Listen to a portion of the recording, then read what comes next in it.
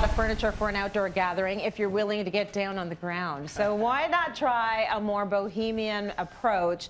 Shai's back to show us how. I think this is fabulous. I mean, I spend half of my life on the ground in my living room anyway. Right? This is a lovely way to entertain. It's a little bit more relaxed. It's taking that carpet party outdoors. Yes. So, you know, I really like this. I mean, it's summertime, guys. Finally, color is so important. Yeah. It really makes us feel wonderful. And when you have the bright, vibrant colors, it really lends to a beautiful party. It uplifts people. People are feeling energetic. And you really see that with this space. Absolutely. So we talk about bohemian. Now, bohemian to me, you know, I'm from the Middle East. The Middle Eastern kind of decor and flair has that feel to it. We are all about eating on the ground. Take away the chairs, throw down some. We've layered some rugs here, beautiful rugs. And by the way, everything is from Mashimouche, which is one of my new favorite stores. Okay. Just gorgeous, beautiful pieces from Morocco, which is fantastic. So let's talk about the colorways. If you notice here, we've really kind of broken a lot of rules when it comes to colors, what colors go with what,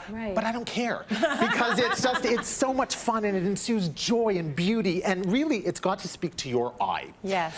So let's start with the table. The table is from MBM. This is a custom piece. It's low to the ground, so this is fantastic. You can use this perhaps as a coffee table during the winter months and then bring it out in the summer. It's nice, it's low, it has the live edge, it's beautiful.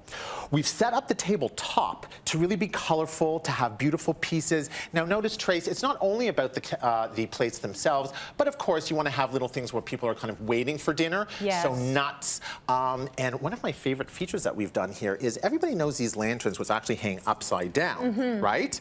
But what we've done is we flipped them upside down and put lights under them. Oh, cute. So this has now created this kind of centerpiece, this lit centerpiece, which is really just beautiful, and it really glows with the different colors. Great idea. Yeah, now the lanterns, of course, you see the lanterns around as well. So you see the yellows and the whites, and that really just picks up that beautiful beauty in it. Now, these are things that you can put those electric tea lights in. You don't have to use real fire, which is great. So if you have kids around, it's really important. Yes. And if you remember, when we walked into the first set, we spoke about walking into and having a bar. Yes. Behind you, Trace, we've had Let's take a look at our bar. Our makeshift little bar. Oh, but I in like this bar. So you put a tray and an ottoman here. Right.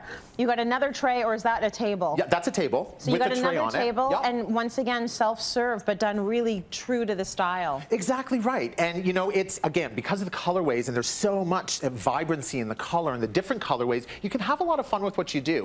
What's great about this is if you do have kids at home, and you know, kids are always wanting to, well, sometimes kids want to help out and do the things that they want to do.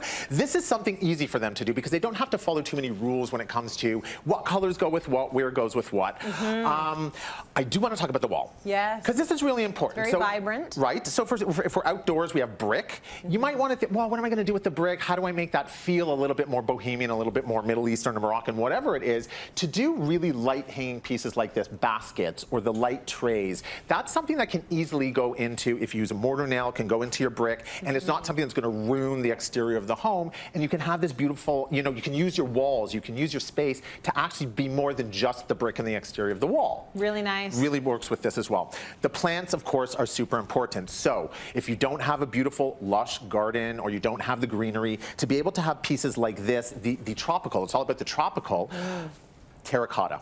They add major impact. Major impact, right?